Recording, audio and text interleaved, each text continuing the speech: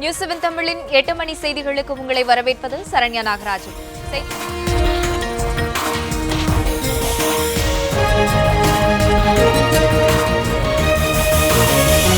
தமிழகத்தில் 3 சட்டமன்ற தொகுதிகளிலும் நடைபெறவுள்ள தேர்தலை புறக்கணிப்பதாக மக்கள் நல கூட்டணி அறிவித்துள்ளது.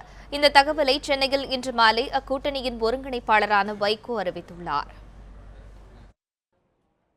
வாக்குச்சீட்டுகள் விலைக்கு வாங்கப்பட இருக்கின்றன. எனவே ஜனநாயகத்தின் அடையாளமாக ஒரு தேர்தல் நடக்காது என்ற காரணத்தால் போட்டியிடுவதில்லை. இப்படி 2 தொகுதிகளில் போட்டியிடுவதில்லை என்ற நிலையில் அதற்காக திருப்பரங்குன்றம் தொகுதிக்கும் ஒரு முடிவு என்று வேண்டியதில்லை. இதே வேலையைத்தான் இந்த 2 கட்சிகளும் அங்கும் செய்ய போகின்றன என்ற அடிப்படையில் இந்த 3 தொகுதிகளின் சட்டமன்ற தொகுதிகளின் இடைத்தேர்தலில் பங்கேற்பதில்லை, தேர்தலை புறக்கணிப்பது என்று மக்கள் நல கூட்டணியின் சார்பில் நேற்றைய தினம் அந்த முடிவு எடுக்கப்பட்டது. அந்த முடிவை உங்களுக்கு நான் தெரிவிக்க விரும்புகின்றேன். காவிரி விவகாரம் தொடர்பாக விவாதிப்பதற்காக அனைத்துக் கட்சி கூட்டத்திற்கு திமுக சார்பில் அழைப்பு விடுக்கப்பட்டுள்ளது. காவிரி விவகாரம் தொடர்பாக அனைத்துக் கட்சி கூட்டத்தை கூட்ட திமுக முடிவெடுத்துள்ளது. இது தொடர்பாக கட்சியின் பொருளாளர் மு க ஸ்டாலின், அதிமுக உள்ளிட்ட அனைத்துக் கட்சி தலைவர்களுக்கும் அழைப்பு கடிதம் அனுப்பியுள்ளார். அதில் வரும் 25ஆம் தேதி தேனாம்பேட்டையில் உள்ள கலைஞர் அரங்கத்தில் கூட்டம் நடைபெறும் என தெரிவித்துள்ளார்.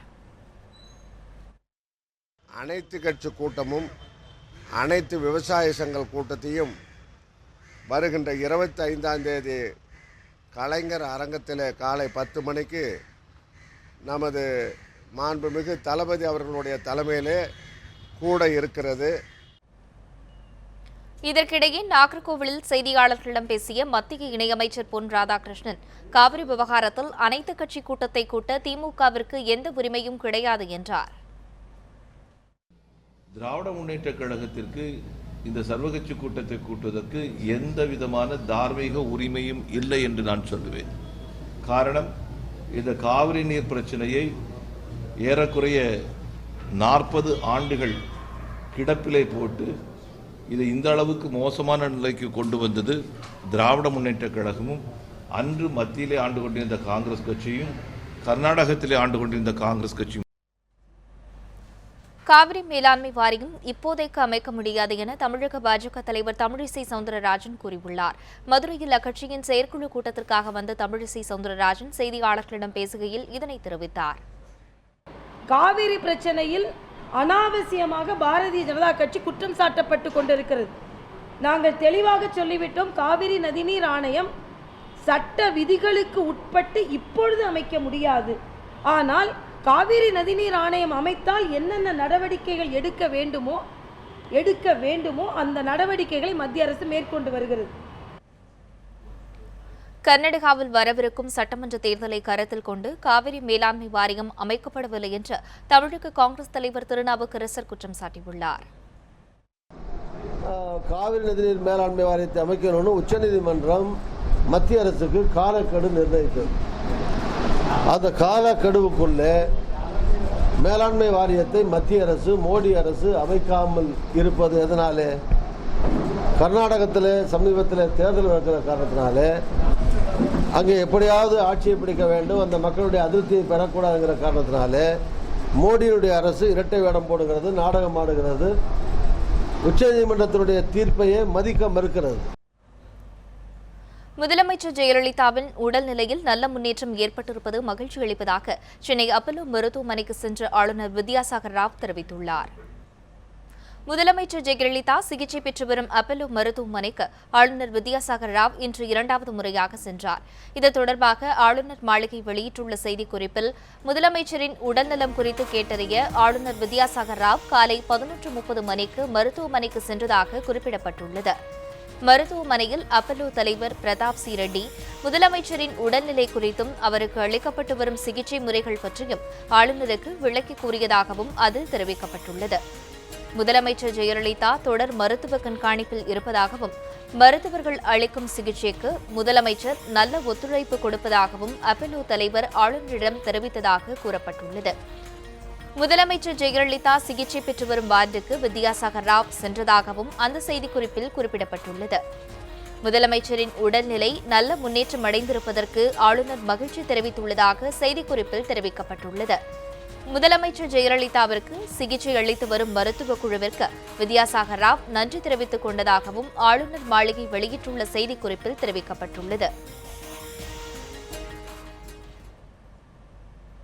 சென்னை அப்பல்லோ மருத்துவமனைக்கு சென்று முதலமைச்சர் ஜெயலலிதா உடல்நிலை குறித்து மத்திய அறிவியல் தொழில்நுட்பத்துறை இணையமைச்சர் OS சௌத்ரி கேட்டறிந்தார். பின்னர் செய்தியாளர்களுக்கு பேட்டியளித்த அவர் மக்களவை துணை சபாநாயகர் தம்பிதுரை மற்றும் மருத்துவர்களிடம் முதலமைச்சர் ஜெயலலிதா உடல்நிலை பற்றி கேட்டறிந்ததாக கூறினார். ஜெயலலிதா உடல்நிலையில் நல்ல முன்னேற்றம் ஏற்பட்டுள்ளதாகவும் மருத்துவர்களின் அறிவுரைப்படி ஓய்வு எடுத்து வரும் அவர் விரைவில் பூரண நலம் பெற்று மக்கள் பணியாற்ற பிரார்த்திப்பதாகவும் OS சௌத்ரி கூறினார். அவருடன் தெலுங்கானா மாநிலத்தைச் சேர்ந்த நாடாளுமன்ற உறுப்பினர் CM ரமேஷும் வந்திருந்தார். சீன பட்டாசு விற்கப்படுவதாக உரிய ஆவணங்களுடன் புகார் அளித்தால் 1 லட்சம் ரூபாய் வழங்கப்படும் என்று தமிழ்நாடு வணிகர் சங்கங்களின் பேரமைப்பு தலைவர் விக்ரமராஜா தெரிவித்துள்ளார். சென்னையில் இதனை தெரிவித்த அவர் ஆன்லைன் மூலம் சீன பட்டாசுகள் விற்கப்படுவதை மத்திய அரசு தடை செய்ய வேண்டும் என்றார். தமிழ்நாடு வணிகர்களுடைய பேரமைப்பினுடைய நிர்வாகிகள் தமிழகம் முழுவதும் சீன பட்டாசு யாரேனும் விற்பனை செய்கின்றார்களா என்பதை ஆய்வு செய்து கொண்டிருக்கிறோம். பொதுமக்களுக்கும் நண்பர்களுக்கும் ஒரு அன்பான வேண்டுகோள், எந்த கடையிலாவது சீன பட்டாசு விற்பனை செய்கின்றார்கள் என்று ஆதாரத்தோடு எங்களோடு தொடர்பு கொண்டு கண்டுபிடித்து தருகின்றவர்களுக்கு தமிழ்நாடு வணிகத்துறை பேரமைப்பு 1 லட்சம் ரூபாய் ரொக்கப் பரிசாக வழங்க இருக்கிறோம் என்பதை தெரிவித்துக் கொள்கிறேன். சீன பட்டாசுகளை விற்பனை செய்வோர் மீது கடும் நடவடிக்கை எடுக்கப்படும் என்று விழுப்புரம் மாவட்ட நிர்வாகம் எச்சரிக்கை விடுத்துள்ளது. விழுப்புரம் மாவட்டம் பட்டாசு உரிமையாளர்கள் பின்பற்ற வேண்டிய விதிமுறைகள் குறித்த ஆலோசனைக் கூட்டம் மாவட்ட ஆட்சியர் அலுவலகத்தில் நடைபெற்றது. இதில் பேசிய மாவட்ட ஆட்சியர் சுப்பிரமணியன், பட்டாசு கடை வைத்திருப்பவர்கள் கீழ்த்தளத்தில் வைத்திருக்க வேண்டும் என்றும் பட்டாசு கடைக்கு அருகில் நீர், மணல் உள்ளிட்டவை வைத்திருக்க வேண்டும் என்றும் கூறினார். சீன பட்டாசுகளை விற்பனை செய்யக்கூடாது என தெரிவித்த ஆட்சியர், மீறி விற்பனை செய்வோர் மீது கண்டிப்பாக நடவடிக்கை எடுக்கப்படும் என்றும் எச்சரிக்கை விடுத்தார். மாவட்டத்தில் கட்டாயமாக விற்பனை செய்யக்கூடாது. அப்படி யாரும் விற்பனை செய்தாங்கன்னா அவங்க மேலே கடுமையான நடவடிக்கை எடுக்கப்படணும். எல்லா வியாபாரிகளுக்கும் தெளிவாக தெரிவிக்கப்பட்டுள்ளது. ஒவ்வொரு வியாபாரிகிட்ட இருந்தும் நம்ம உறுதிமொழி வாங்கியிருக்கிறோம். அவங்க யாரும் சீன பட்டாசுகளை வாங்கி விற்பனை செய்ய மாட்டோம் என்று தெளிவாக உறுதிமொழி கொடுத்துள்ளார். மதுரையில் உரிய ஆவணம் இன்றி கொண்டுவரப்பட்ட 3 லட்சம் ரூபாயை தேர்தல் அதிகாரிகள் பறிமுதல் செய்தனர். திருப்பரங்குன்றம் இடைத்தேர்தல் அடுத்த மாதம் 19ஆம் தேதி நடைபெறவுள்ள நிலையில் தேர்தல் நடத்தை விதிகள் அமலில் உள்ளன. இந்நிலையில் திருநகர் சோதனை சாவடியில் அதிகாரிகள் இன்று வாகன சோதனையில் ஈடுபட்டிருந்த போது நாகர்கோவிலிருந்து மதுரை நோக்கி வந்த காரை நிறுத்தி சோதனை செய்தனர். அப்போது மதுரையில் இரும்பு கடை வைத்திருக்கும் ஸ்ரீபால் என்பவர் உரிய ஆவணம் இல்லாமல் 3 லட்சம் ரூபாய் வைத்திருப்பது தெரியவந்தது. இதனையடுத்து 3 லட்சம் ரூபாயை பறிமுதல் செய்த அதிகாரிகள் அப்பணத்தை மாவட்ட கருவூலத்தில் ஒப்படைத்தனர்.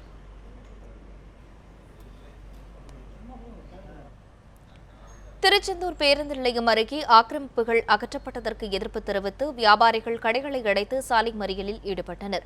திருச்செந்தூர் பேருந்து நிலையம் மற்றும் பேரூராட்சி பகுதிகளில் நடைபாதை அமைக்கப்பட்டுள்ளது. ஆனால் அங்குள்ள கடைக்காரர்கள் நடைபாதையை ஆக்கிரமித்ததாக கூறப்படுகிறது. இதையடுத்து பேரூராட்சி ஊழியர்கள் ஆக்கிரமிப்புகளை அகற்றினர். இந்நிலையில் இதற்கு எதிர்ப்பு தெரிவித்து கடைகளை அடைத்து திருச்செந்தூர் ரவுண்டானா பகுதியில் வியாபாரிகள் சாலை மறியலில் ஈடுபட்டனர். தீபாவளி நேரத்தில் இவ்வாறு கடை நடவடிக்கை எடுப்பது தங்கள் வியாபாரத்தை பாதிக்கும் என அவர்கள் கூறினர். வியாபாரிகளின் சாலை மறியலை அடுத்து அங்கு வந்த கோட்டாட்சியர் தியாகராஜன் ஆக்கிரமிப்புகளை அப்புறப்படுத்த வியாபாரிகளுக்கு 1 நாள் அவகாசம் அளிப்பதாக தெரிவித்துவிட்டு சென்றார்.